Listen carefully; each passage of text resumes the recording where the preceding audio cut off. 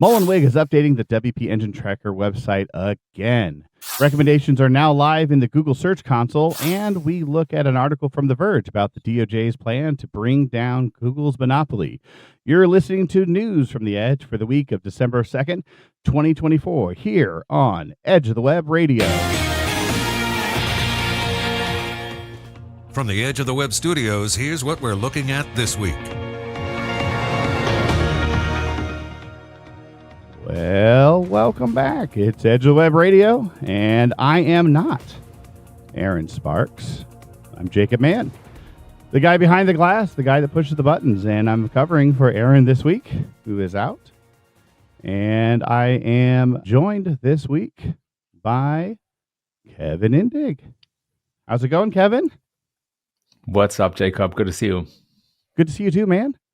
Thanks for jumping in. You were scheduled to be with us as our co-host, and at the last minute, got you to join in as it's just the two of us now. Just the two of us. That's how fast you get promoted. But shout out to Erin. Hope he feels better. Yeah, get better, Erin. So we're gonna throw this thing together, and Kevin and I are gonna cover the news, and we're gonna get this all taken care of, man. It's no problem. So don't watch this later. Just, know that everything's taken care of. I'm going to hit all the buttons and cover all the stories, and everything's going to be good. I swear. Everything's going to be good. Everything's you just got to repeat it a lot. Everything's going to be awesome. Well, we are proud to have Site Strategics as the title sponsor of Edge of the Web, and it is the one of the top SEO companies in the Midwest. And the team here, which includes myself, Erin, and many others, are content learners and the reason for this show. But we'll talk about them a little bit later on in the show. But right now, Kevin, I think you are going to bring up the first article, yeah? Let's do this. All right. Let's hit it. Okay, so first article is essentially about Automatic intensifying, quote unquote, their WP Engine Tracker site. The way you can imagine this is that they literally have a dashboard that tracks how many domains migrate away from WP Engine to other hosters. You can even download a CSV from this. And of course, this is part of the big controversy and fight between Matt Mullenweg, or better said, his company Automatic, and hoster WP Engine. The claim or accusation is essentially that WP Engine pretends to be WordPress, which, if I try to, comment on this in an unbiased way, I think a lot of people don't agree with this. Mullenweg is essentially, for months has been dishing out against WP Engine and asked them to pay a quote unquote fee of $32 million for calling themselves a WordPress hoster. So the whole thing is pretty emotional. It's pretty intense. And of course, our lawsuits between WP Engine and Automatic. WP Engine, of course, claims that Automatic is harming its business, which this site tracker dashboard proves in a sense. And Automatic, or better said, CEO Matt Mullenweg, of course, accuses WP Engine of pretending to be something that they're not. So that is kind of what the article says. Jacob, am I going to sprinkle in some of my personal opinion? Absolutely. Okay. So I'm not sure if you could already tell, but I think that Matt Mullenweg is damaging decades of brand equity value with this whole conflict. I mean, he's been vocal about it on X or Twitter. He's now bringing lawsuits to the company. And for what? Even those $32 million of licensing fee, they wouldn't make a big dent into billions of Automatic's revenue. So this is damaging the company more than it actually helps. It's making, to be quite straightforward, Matt Mullenweg look really, really bad. And again, I don't know why. WordPress, so the company has been going really well. WordPress is already the number one CMS in the world. And when you actually look at the data, so I took a little moment and I looked at the data. And when you look at it, you see that between 2013 and 2022, so almost a decade, WordPress was able to more than double its market share amongst content management systems, right? So insane success. They're leading the pack with a large margin, and now you have this thing. So actually, their market share has been pretty flat since 2022. And this is not the way to keep growing market share. This is actually a way to lose market share. A lot of companies have been turned off by WordPress and by Automatic and lost trust in the company when it comes to hosting their website. So I would actually be curious, what does the tracker look like about companies getting off of WordPress altogether? And there are a bunch of public nonprofit dashboards that track this, and I'm very curious about the data. But all in all, I think this is a net negative, and it's doing nothing but harm. Yeah, that's a great point. So even if I wasn't hosting with WP Engine, I think the first fear I would have is I don't know if my host is Matt Mullenweg's next target, because I have no control over WP Engine and what money they do or don't give back, right? Or if my host is whatever, Bluehost, or I can't, whatever. There's so many out there. GatorHost, right? So let's say I'm with GatorHost, and now I'm worried, like, well, is GatorHost giving enough money to Matt Mullenweg? And is he going to disable my site next? So maybe I should just leave WordPress. Maybe I should go somewhere else, because this guy is crazy, and he's going to disable my site on my host next because that host isn't giving enough. And I also haven't heard any other hosts speak up about this. I mean, maybe they are. Maybe I've missed the articles, but have other hosts talked about how much money they are giving or not giving, or what their thoughts are? Because I haven't seen anything. Not about the money that they're giving, but the biggest question that other hosters also ask themselves, and I think have asked publicly, is what is it that WP Engine has done that actually made them, quote unquote, look like their WordPress? So what's the crime here, essentially? Where's the smoking gun? No good answer given yet, but I do know from people involved behind the scenes in this whole conflict that there just has been a long-standing feud between Matt Mullenweg and WP Engine. So I think this is a personal vendetta. Right. This is not a objective crime, and that also makes me think that Matt's chances of winning this lawsuits are pretty slim. Yeah. I hope it wraps up soon, because it is, it's not good for the entire community. And I don't see how he thinks this is working for him in his favor ever. Every step he's taking just makes him look stupid, in my opinion. Yeah, but it's a shame. It's a shame. I think he built up a good image to a degree, and now he tears it apart publicly. People told me that behind the scenes it's very different. But again, I think WordPress, Matt Mullenweg, was Tim Ferriss, right? Tim Ferriss was a big backer and pusher, and he built a good image that is now destroyed. Right. Yep, absolutely. All right, next article. What do we got? What do we got? Okay, next article is Google's new recommendations feature in Search Console. So the way you want to imagine this is that Google will literally display little boxes or notifications in Search Console that will tell you when something has changed on your site. Usually it's pages getting or losing clicks or impressions or positions. And they will also try to factor in data from indexing, crawling, and serving. So it's not just traffic stuff. It can also be related to some technical issues. And those recommendations, there you see an image. They might pop up, they might go away again. They're not, it's not like a queue that you click away or something. It is quote unquote real time based, and you can find that in the overview page of Search Console. So if I were to sprinkle a little bit of my own opinion into this, I think this is mostly jazz hands. I think this is mostly performative. I have seen the notifications, and they're not, so far, they haven't been helpful. They are mostly telling me, hey, this page lost impressions. Okay, now what am I going to do about it? What's the, do I need to do something, or is there a problem? So far, I haven't found those recommendations helpful. And I will also say that, I don't think anybody asked for this, but a lot of people are asking for more data. So how about you improve Search Console with more useful data? For example, AI overviews. Everybody wants to understand that, or maybe some SERP feature data. So, I don't want to bash the team, because I know that they're honest, hardworking people working on these products. They don't have any malicious intent or anything. They try to make the product better, but This seems like a lot of side distraction from the big want, the big ask that people actually have, which is more and better data in Search Console, not little notifications about changes that don't really help you take any action anyway. Jazz hands. Can we intro the show with that?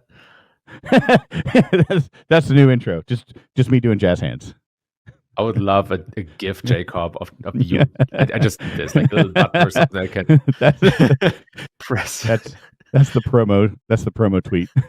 Jazz hands. Yeah, I haven't seen this live yet, but yeah, that's an interesting take. If it's just kind of the super generic, I don't know, useless, useful tips. Is that a good term for it? Yeah. Yes. Gotcha. We're proud to have Site Strategics as a sponsor of Edge of the Web. Here's a question.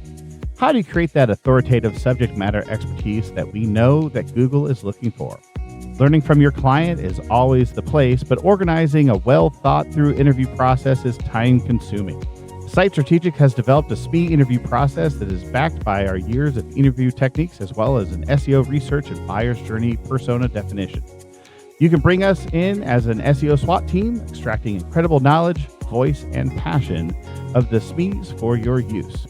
We can deliver a targeted series of questions and goals for the interview, work organically through great conversations, and provide a set of deliverables that you can take to omni-channel deployment. Video content, audio content, transcripts, blog posts, structural content, social, all from the untapped knowledge of your subject matter experts. Find out more if you're interested in what we can do for you. Visit edgeofthewebradio.com/site. We'd love to share some great successes with you. Remember, it's not you, it's me. All right. So number 3 is a hammer. Number 3 is a big one. We're talking about a Verge article about the plan to end Google's search monopoly.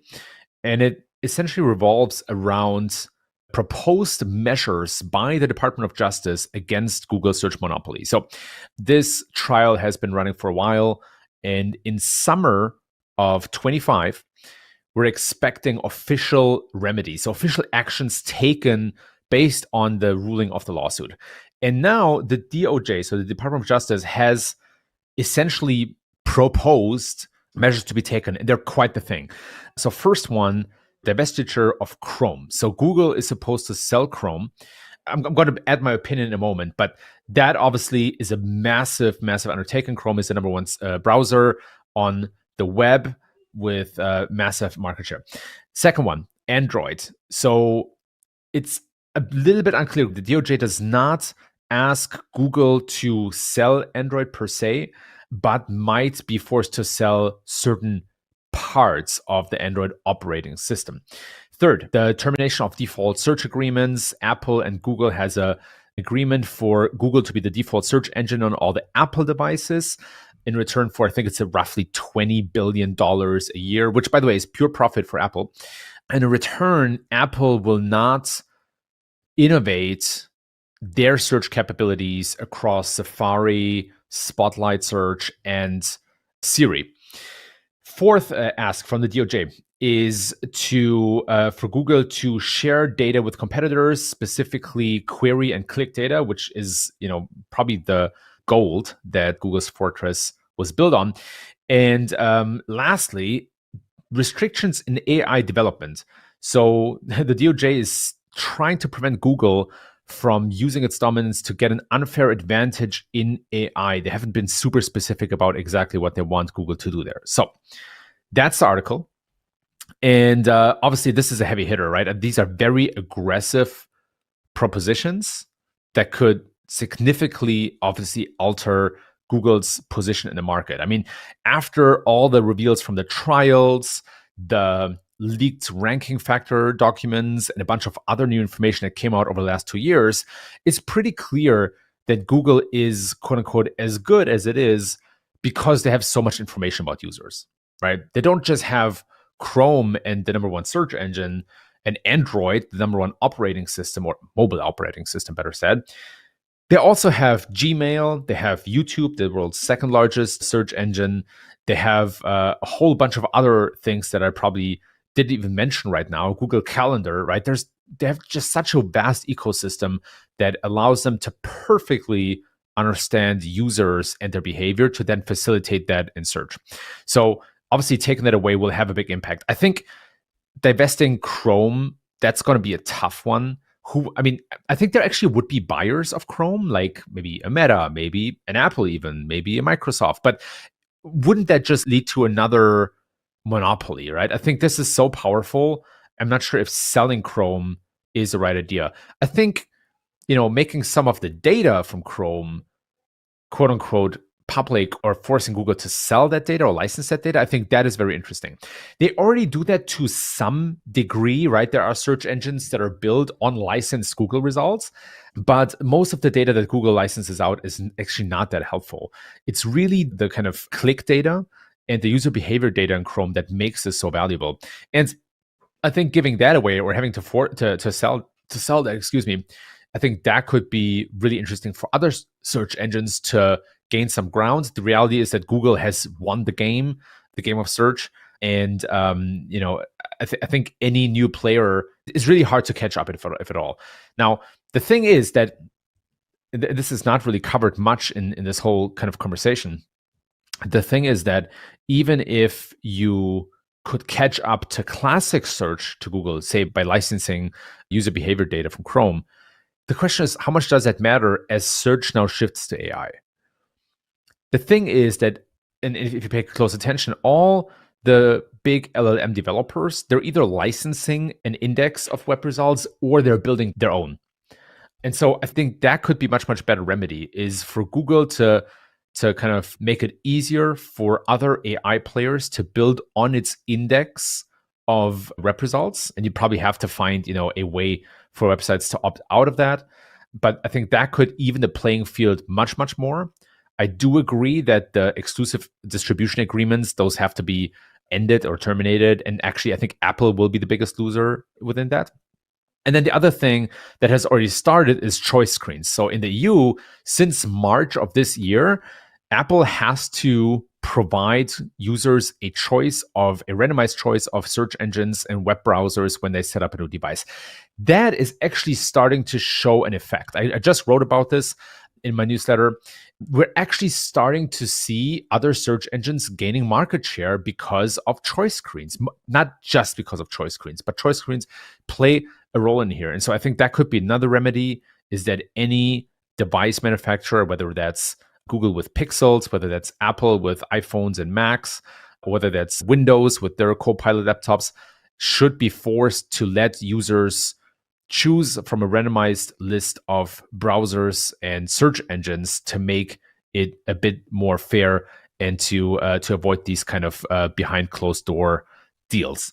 So that's my opinion. I think selling Chrome is unrealistic. Making the data more accessible is realistic. I think the exclusive agreements need to be terminated. And I think a more accessible Google Web Index would make the AI playing field a lot more level. I think my biggest problem with the AI thing is we don't really know where AI is going. I don't know how you regulate something that you don't fully understand yet. And I feel like that sets up almost like an expectation of, how do you enforce it? If we don't know where it's going, we don't know what it could be. Plus, it almost feels like you're putting the thumb down on possible innovation. I'm struggling to figure out how to phrase what I'm trying to say here, but it's almost like you're saying you're not allowed to innovate and grow and become the leading expert in this field if AI is different from search. I guess we're going to let someone else do that. You're not allowed, and that kind of doesn't sit right with me. Obviously, they have all the money in the world and will probably be the innovator in that space because of their head start, so to speak. But also, like, it's weird to say that, like, no, we're just not going to let you. Someone else gets to do that. It's a weird gray area. I'm not really sure where my mind rests on that. If that makes sense. I'm with you there. I would also wish that, as a quote unquote former European, I wish that Europe would understand that too fast regulation can actually be harmful. But anyway, That's more a personal issue.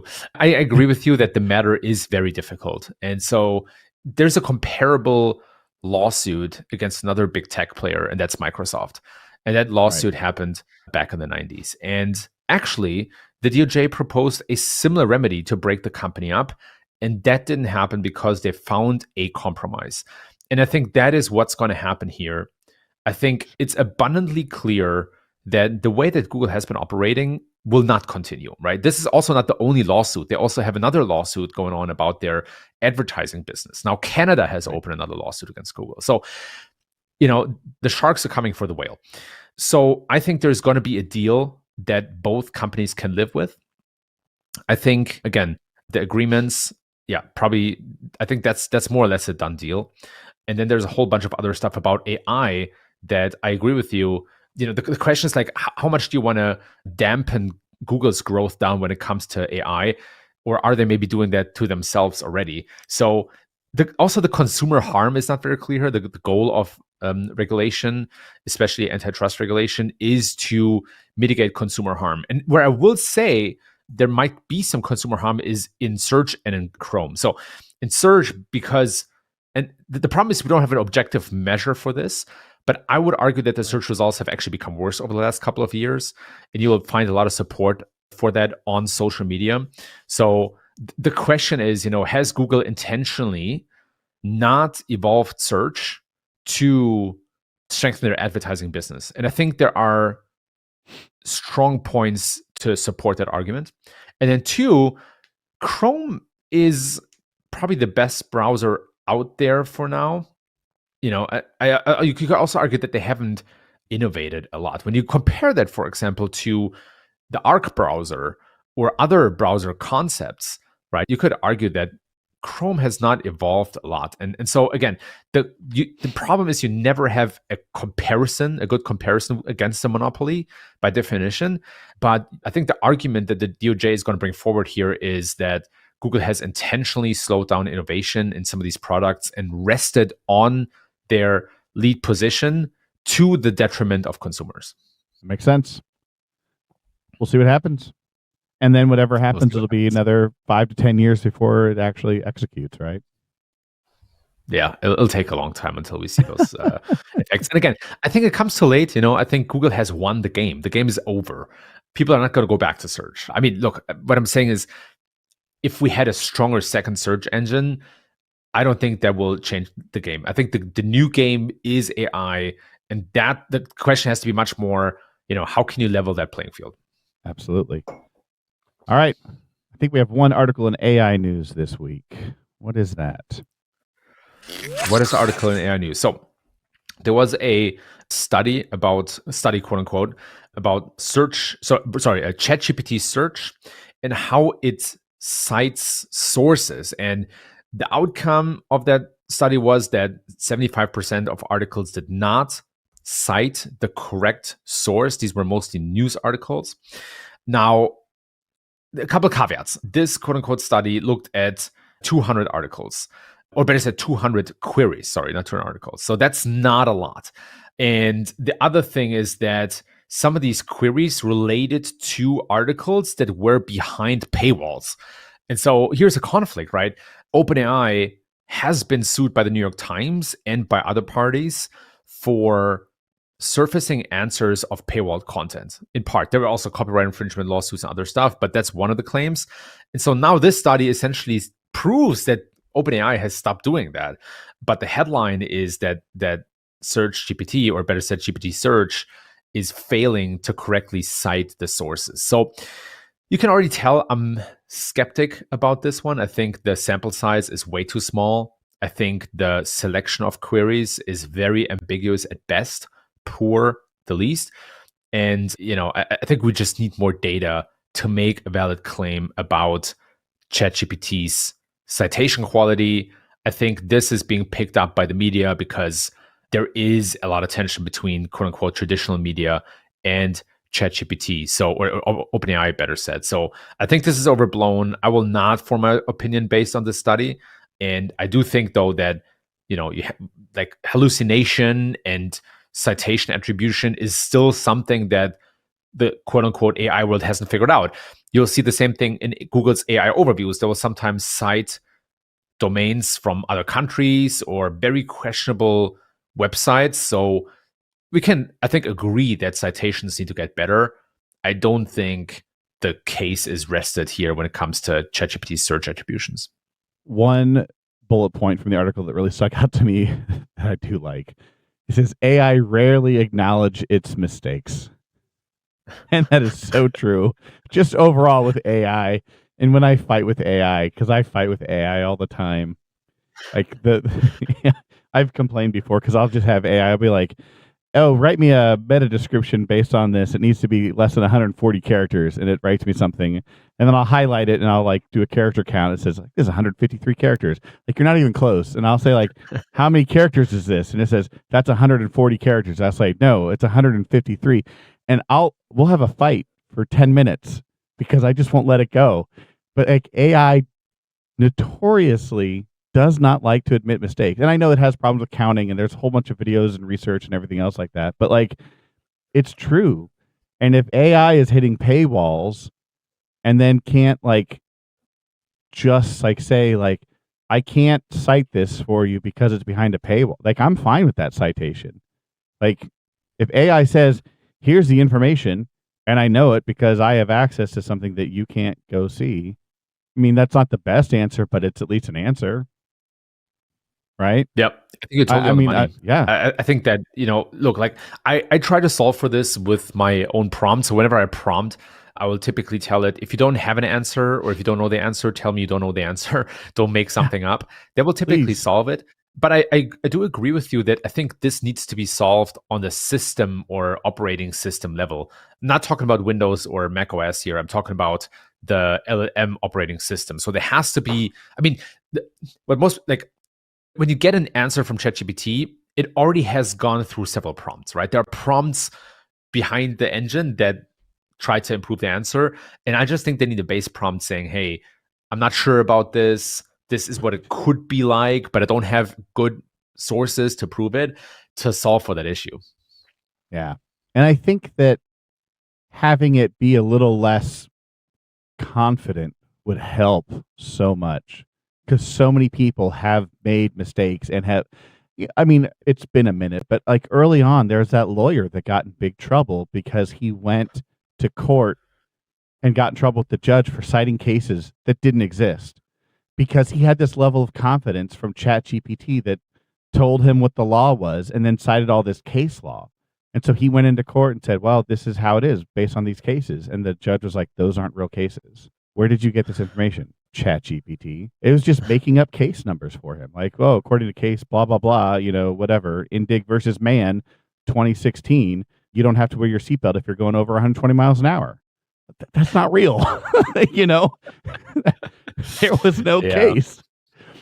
But this guy believed it because ChatGPT was so confident in telling him, or whatever. I don't know. It may not have been ChatGPT, but whatever it was, like this.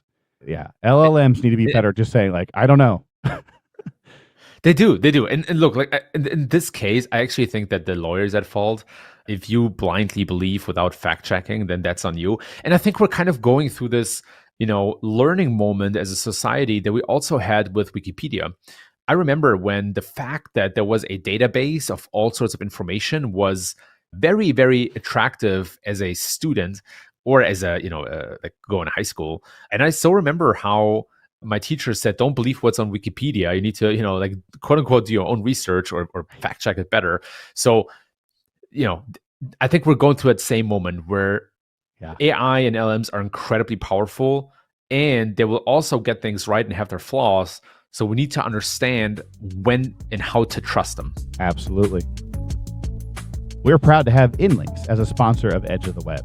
Did you know that entities play a major role in how search engines understand and rank content on the web? Optimizing your content solely around keywords is a thing of the past. Now is the time to add entities into the mix and reach higher rankings by using InLinks, an award-winning software in entity SEO. Elevate your SEO with entity-based keyword research. Uncover relevant clusters and user intent for your content. Start with InLinks keyword tool today. Go to edgeofthewebradio.com/InLinks to claim your free InLinks account and start creating content that will outperform your competitors.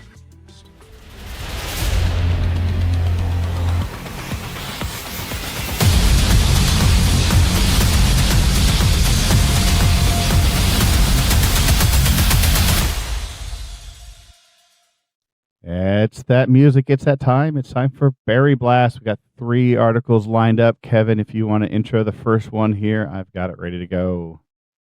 Yes, sir. The Berry Blast. Shout out to Barry Schwartz.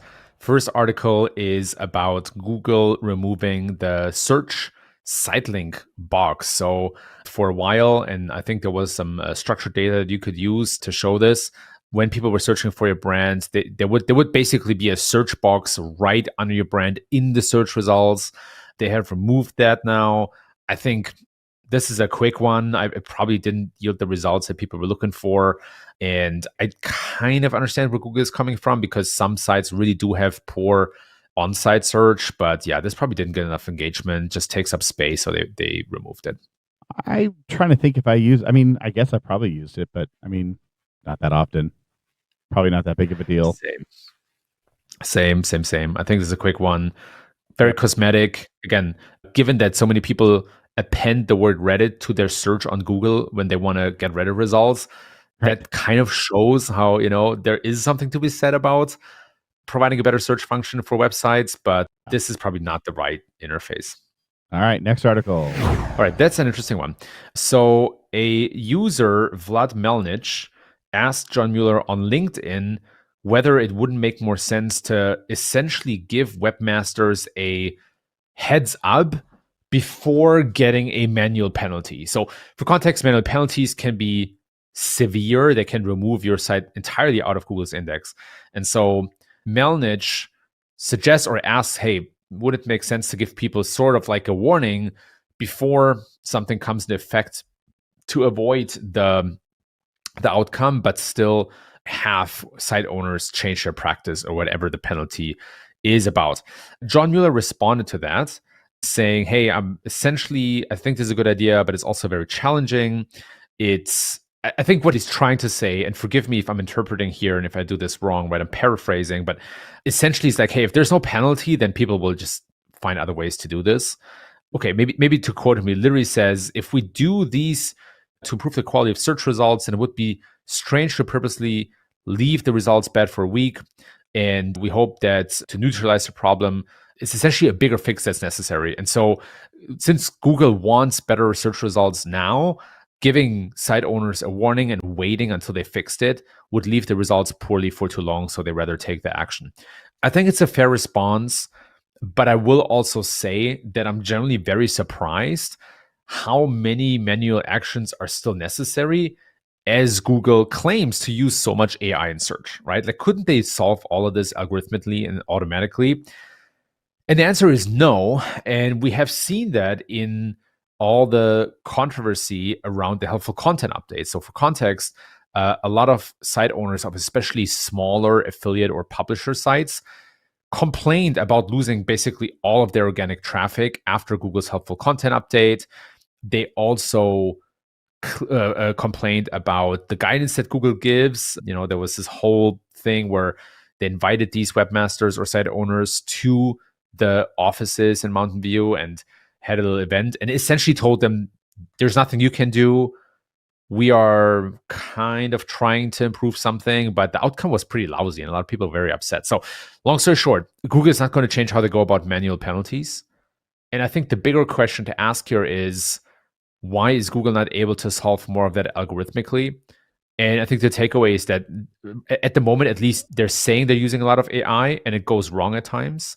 And I think it just causes a lot of noise and confusion in the search results on top of the already confusing guidance that we often get from Google about how to quote unquote optimize our sites for the web. So I like the idea of a warning. And to me, the bigger question is, why is Google not able to automate this?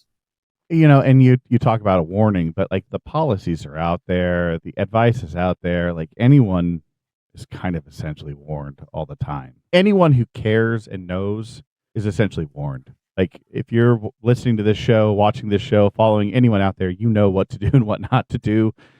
We all talk about it all the time. So you really shouldn't be surprised unless like something is happening in the background. If your site has been hacked and you've got some like weird directories going on, feeding out some nefarious stuff that you're not aware of, that's a surprise. And that's when you just need to get like a security expert involved or something like that. That would be the surprise manual penalty that I can think of. But the other thing that would be interesting to see is on a random sample of, let's say, 1,000 websites that get a manual penalty, I wonder how many people care. Because there's so many abandoned websites and websites that are out there just trying to abuse the system to make the money and get out. There's probably 900 plus sites that don't care. They get the manual penalty and they just stop paying for the domain and let it shut down and let it fizzle out, and they don't care at all. So can you imagine all those, you were talking about like how quickly they want the search results to improve. That'd be 900 warnings, 900 websites staying active for 2 weeks, 2 months, however long that warning period is, that weren't going to do anything anyway, because they're just there to game the system, and they're not going to act on any warning. They're just going to execute an extra 2 weeks of running ads or whatever they were doing to bring in that traffic in ways that Google doesn't want them to. And so, again, if you get a manual action, it sucks. But I bet you they hand out 1,000, and it's probably a handful of people that actually care, that didn't know they were doing something wrong or whatever, that want to fix it. Don't you think? It's probably a small amount of people. Yeah, and it's this kind of weird paradox where I agree there's probably lots of dead sites that are not that relevant anymore. And then on the other hand, especially lately, we had a lot of manual actions in the site reputation abuse policy, where you saw a lot of big publishers getting penalized, or at least their affiliate sites getting penalized under Google's new site reputation abuse policy. And what's striking about this, or what the criticism that I understand, is that Google has kept those guidelines straight for a very long time, and then very recently changed them to also include cases where the affiliate section is not outsourced to another company, but there is a big involvement from the main company in that affiliate section. And that's relatively new. And Google took manual action based on that rapid change. So there are cases when the guidance that they give changes rapidly and then they take action on it. I think this is very questionable, if that's the right way to approach it. But I will also say, I don't think that's the biggest problem on the web right now. I was very surprised how much focus and attention Google, or at least the search quality team, is paying to site reputation cases or site reputation abuse cases, as opposed to the quality of the regular search results. I mean, in some cases, it's absolutely horrendous. So again, I think there is a little bit of Google has lost the script for search ranking here. We could probably tie that back to the antitrust lawsuit case, where there is the question of how much is Google really working to improve the search results. And right. I think manual penalties are kind of an extension of that conversation. Very good. All right, last one on Berry Blast. Here we go. 21 years of covering the search industry. So obviously, there's only one person that this description could fit to, and that's Barry Schwartz, the main actor of our Berry Blast here. Huge hat tip and congratulations to Barry for running Search and Roundtable for the last 21 years. Just to cite a couple of stats here, because it's absolutely mind-blowing what this man does. So he says during the article, I've been doing it consistently every workday, several times a day, no matter how I feel, for 21 straight years. It's absolutely insane how much Barry publishes. But not only that, there's something that fascinates me even more, and that is the fact that this man is a walking LLM, because whenever you ask him something, he immediately has a top of mind. Barry has an insane brain. He is intimately familiar with all the content, with any feature, whether it's new or not, when he's written about that. I have no idea how you do it, Barry, but this is not human. And so I do wonder if maybe Google has planted some sort of a robot in the SEO community in the form of Barry Schwartz to kind of influence what we see and read. But yeah, it's absolutely nuts. This is a compliment, if it doesn't sound like it, to Barry and to Search Engine Roundtable. Here's to 21 more years, and thanks for everything you're doing for the community, Barry. It's incredible. Have a drink. You're allowed to now. 21. That's your website can drink. That's amazing. Congratulations, Barry. That's awesome. And I'm with Kevin on this. Here's to 21 more years. Cheers with coffee. All right, Kevin, thanks so much for joining us today. I really appreciate it. And thank you for being here. Erin, we hope you feel better, man. Come back soon. Get well. Kevin, stay well. You too, Do you have Jacob. anything else Appreciate you you having have- me on here today and riffing Yeah. with me. Yeah, do you have anything you need to say to the audience? Anything you want to promote? Anything we can pitch for you real quick? Oh, thanks for offering that. Let's see. Always down to pitch my weekly free newsletter called Growth Memo, growth-memo.com. It's Yeah. not the Growth Memo. That's an imposter. Fun fact, it's growthmemo.com. I'm actually doing a free live stream on December 13th. So 10 days from now, it's a 2-hour live stream where I review the year, give some predictions for next Nice. year, and answer some questions. Awesome. We can get that on the same domain. Yes. If you go to growth-memo.com, you'll see the annual showdown, as I call it, in the top nav. Great. Awesome. Thank you very much. Well, thanks again. And yeah, that's it for the Edge news this week. Be sure to like, comment, and subscribe to the YouTube channel. If you're listening to this, go check that out. You can see all of the articles we talked about today, a couple screenshots here and there, some other good things there. You can see Kevin's office and his cool sound absorption panels behind him. You can see the shirt I got from Barry Schwartz behind me here with a cat riding a shark that's vomiting up a rainbow. And Barry signed that for me, so thank you for that, Barry, and congrats again to 21 years. From all of us over at Edge, stay safe, stay well, and do not be a piece of cyber driftwood. We'll see you next time. Bye-bye.